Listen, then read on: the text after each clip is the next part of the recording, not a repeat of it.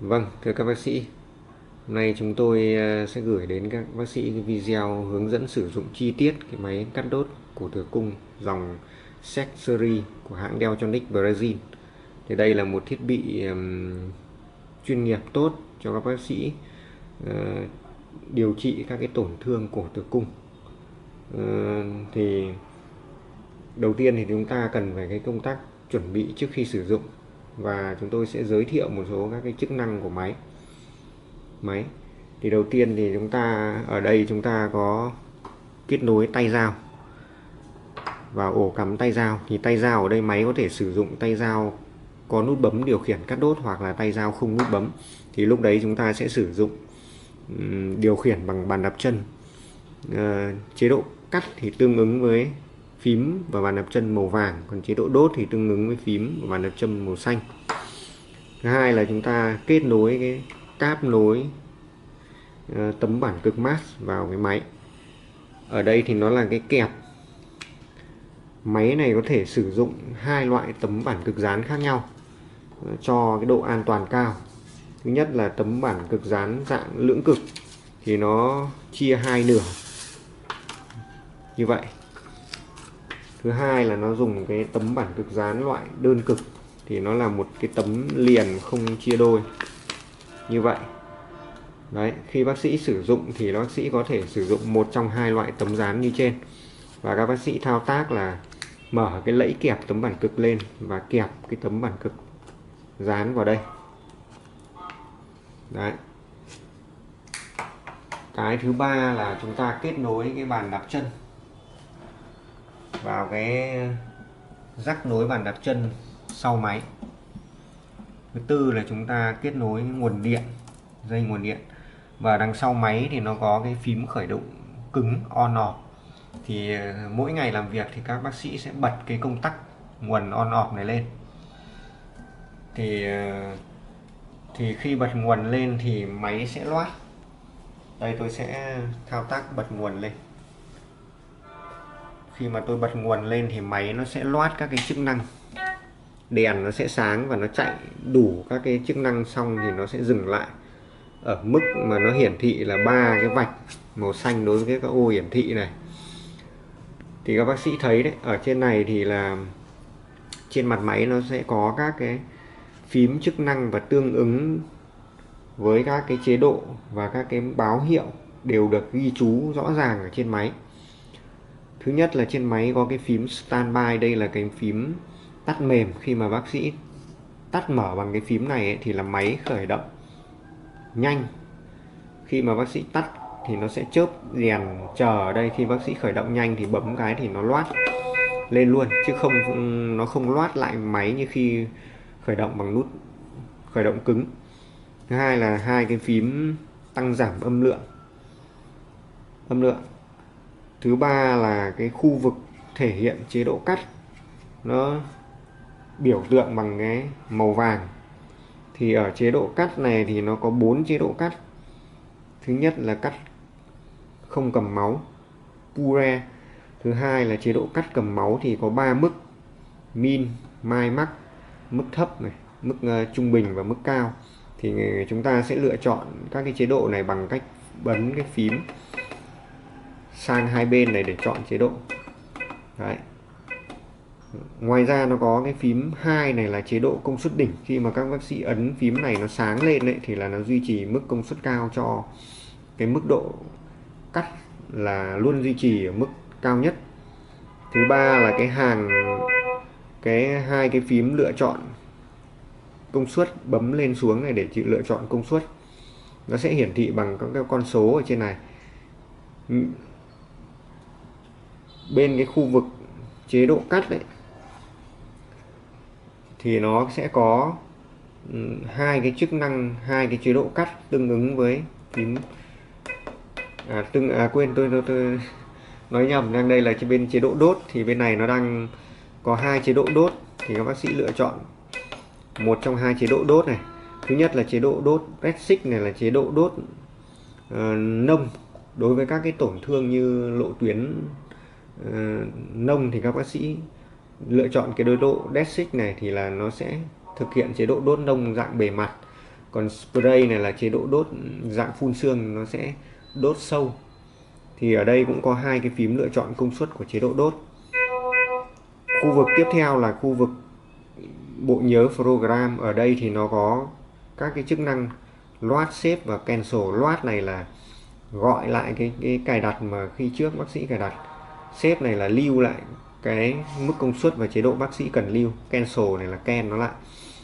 Ở đây thì nó có cái phím đỏ phone này là nó báo khi mà cái đèn này nó sáng lên thì nó báo lỗi tấm bản cực, có nghĩa là mình dán lỗi hoặc tấm bản cực lỗi, hoặc là chưa dán vào bệnh nhân, thì lúc này bác sĩ cần phải thực hiện kẹp lại tấm bản cực hoặc dán lại tấm bản cực. Dưới là cái thể hiện cái đèn xanh đối với tấm bản cực single này, đối với tấm bản cực đơn cực, và double này là hiển thị cái biểu tượng của cái tấm bản cực đơn cực, lưỡng cực như tôi vừa nói trước. Thì nó sẽ thể hiện bằng các cái 5 cái led màu xanh này. Khi mà các cái led màu xanh này nó càng sáng cao thì là cái tấm bản cực còn đang tốt, còn khi mà nó về 1 hoặc 2 thanh thì khi đó tấm bản cực là sắp phải thay. Còn khi mà bác sĩ làm mà nó báo lỗi đèn đỏ không làm việc thì lúc đấy các bác sĩ nghĩ ngay đến việc là thay tấm bản cực khác. Bây giờ các bác sĩ nhìn ấy thì nó không hiển thị mức công suất là bởi vì đây là tôi chưa kẹp tấm bản cực vào. Bây giờ tôi sẽ kẹp tấm bản cực dán vào đây. Đây là tôi sẽ thử cho bác sĩ xem nhé. Đối với tấm bản cực lưỡng cực này,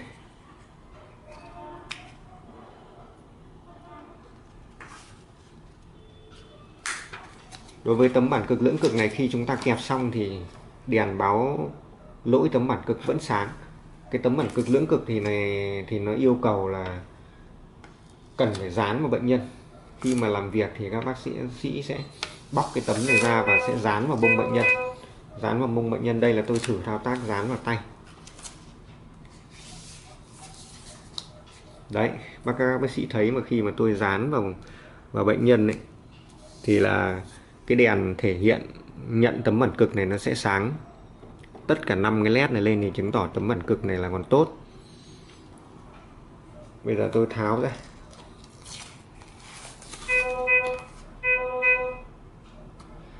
Theo quy định quốc tế thì là mỗi bệnh nhân sẽ dùng một cái tấm bản cực này là vật tư tiêu hao, nhưng mà ở Việt Nam ta thì các bác sĩ sẽ tận dụng nó bằng cách là kết thúc một ca làm việc thì chúng ta lại dán nó trở lại cái miếng dán ban đầu.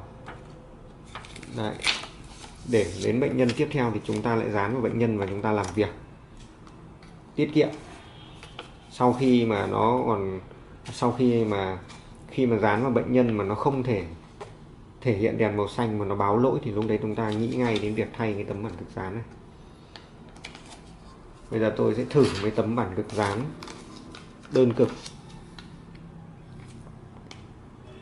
Đối với tấm bản cực dán đơn cực thì các bác sĩ thấy đấy, khi mà tôi đã dán khi mà tôi chưa cần dán vào bệnh nhân, tôi chỉ cần kẹp vào thì cái báo lỗi tấm bản cực nó tắt đi và nó báo nhận tấm bản cực đơn. Cái này thì làm việc được luôn. Đây, bây giờ tôi thử. Các bác sĩ thấy nhé, khi mà tôi kẹp tấm bản cực vào ấy, thì là cái mức công suất này đèn này nó sẽ hiển thị lên là 000. Bây giờ để mà làm việc thì trước nhất là bác sĩ sẽ gọi bệnh nhân lên bàn, nằm lên bàn phẫu thuật, sau đó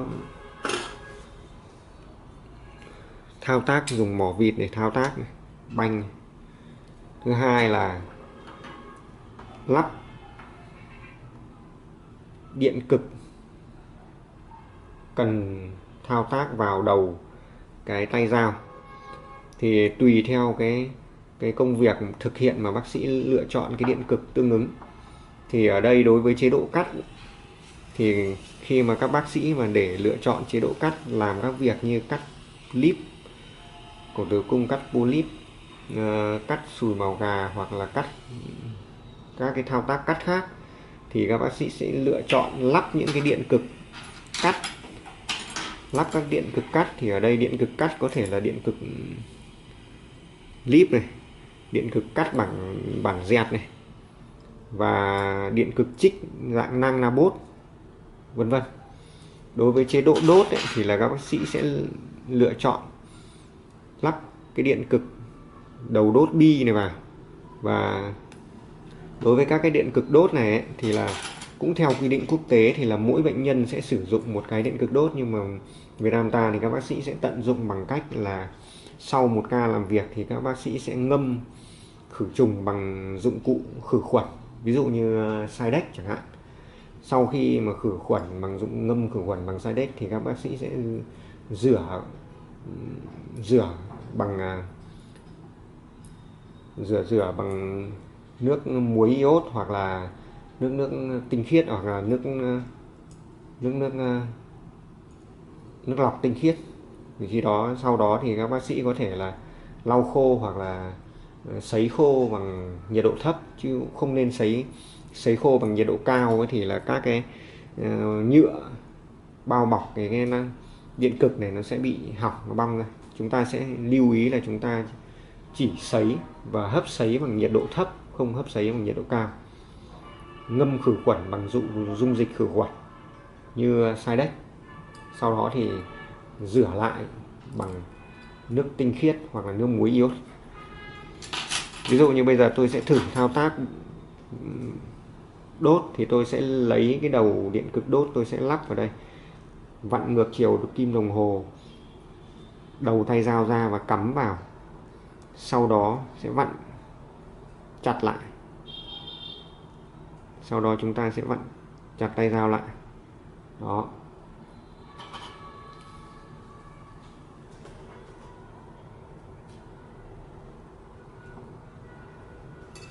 Bây giờ tôi sẽ lựa chọn cái chế độ đốt. Ví dụ như đây là một ca lộ tuyến nông thì tôi sẽ lựa chọn chế độ đốt Rexix. Khi đó tôi sẽ chọn chế độ công suất đốt lên. Trung bình thì thường là 50 chẳng hạn. Đó. Thì tôi sẽ thao tác đốt bằng cách bấm phím trên tay dao, hoặc là tôi sẽ đạp bàn đạp chân màu xanh. Đây tôi sẽ thao tác thử cho bác sĩ xem. Đấy, các bác sĩ nhìn. Đấy. Đấy, khi các bác sĩ đốt lộ tuyến hẹp và nông thì các bác sĩ chỉ phải nhấp đầu dao đốt vào vị trí tổn thương như thế này thì các bác sĩ sẽ thấy này, các cái tổn thương nó sẽ chết và nó sẽ bị trắng xám cái chỗ tổn thương này ra. Đấy. Còn đối với các cái tổn thương sâu, lộ tuyến sâu chẳng hạn, thì các bác sĩ phải chọn sang cái chế độ đốt spray. Đấy. Khi đó tôi sẽ đốt này, các bác sĩ nhìn này, nó phân biệt. Đấy, các bác sĩ sẽ thấy này. Khi đó thì các cái đấy, các bác sĩ sẽ thấy là cái tổn thương nó sẽ được đốt sâu hơn. Đấy, các bác sĩ thấy. Nếu mà mức này mà nếu mà tổn thương mà sâu hơn thì các bác sĩ có thể lựa chọn bằng cách là tăng tiếp công suất này lên. Tăng tiếp công suất đốt lên. Khi đó thì chúng ta có thể diệt được những cái tổn thương dạng sâu hơn. Đấy. Đấy, các bác sĩ đốt nhấp nó lên. Nhấp đầu dao và tổn thương. Đấy. Đấy. Đấy, bây giờ tôi sẽ thực hiện thử thao tác cắt. Thì tôi sẽ tháo cái tay dao ra.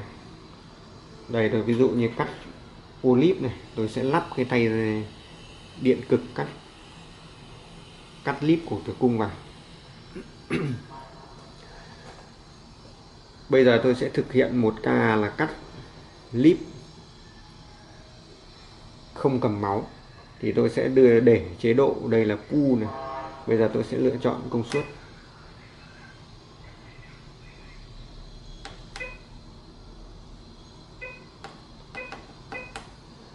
Cái chế độ hệ số đỉnh này duy trì mức công suất cao thì các bác sĩ có thể để dùng, hoặc là không dùng thì các bác sĩ tắt đi. Bây giờ tôi sẽ thao tác thử cho bác sĩ xem này.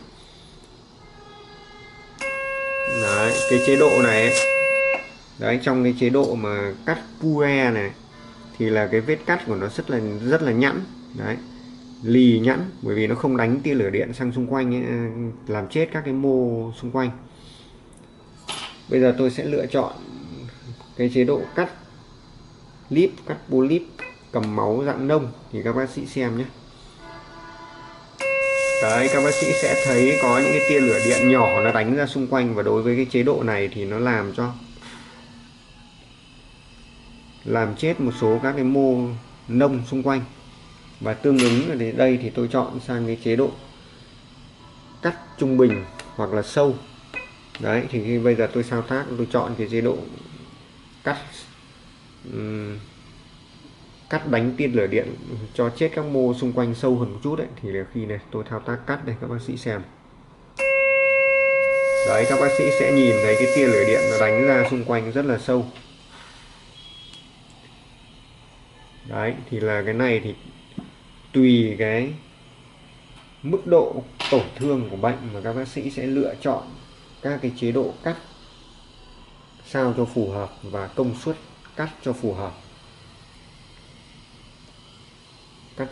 Và đấy, kết thúc ca làm việc thì chúng ta tháo cái tay dao để tháo cái điện cực ra. Khi mà các bác sĩ thấy ví dụ như vệ sinh ấy, thì đối với các cái điện cực hoặc là các bác sĩ thấy nó bám muội như thế này này, thì các bác sĩ sử dụng cái như kiểu cái chùi để rửa bát ấy, các bác sĩ sẽ vệ sinh cái điện cực này, cái bám muội đây đi. Đấy, thì đây là tôi đang thử vệ sinh. Đấy, chúng ta vệ sinh bằng cách chà để cho nó hết cái bám muội này đi, và sau đó thì chúng ta sẽ ngâm vào dung dịch khử khuẩn cấp độ cao. Các bác sĩ xem nhé, bây giờ tôi muốn lưu lại cái chế độ mà hôm nay tôi làm việc tôi thấy phù hợp ấy, thì tôi thực hiện bằng cái thao tác tôi sẽ xếp nó lại để lưu lại cái chế độ làm việc mức công suất như thế này.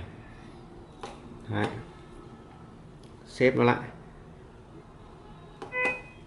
Đấy, xếp nó lại, tôi bấm thêm một phím để nó quay trở lại, để khi tôi tắt đi máy khởi động lại làm việc thì tôi chỉ cần việc gọi nó ra. Ví dụ như đây tôi tắt cứng đi này.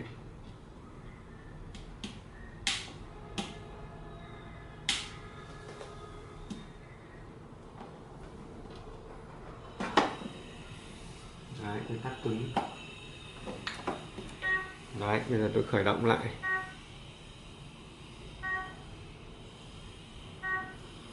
Đấy, bây giờ tôi gọi lại cái lưu vừa rồi ra thì tôi chỉ cần ấn phím loát này, chế độ ra thì nó đã ra cái mức làm việc này. Nhưng mà để làm việc và thay đổi được các cái mức này ấy, thì các bác sĩ cần phải thực hiện việc loát nó lại. Thì ấn phím loát này cho nó tắt cái đèn báo loát đi, và khi đó đèn báo tấm màn cực sáng thì khi đó chúng ta có thể làm việc và chúng ta có thể thay đổi mức công suất này bình thường. Và cảm ơn các bác sĩ đã theo dõi.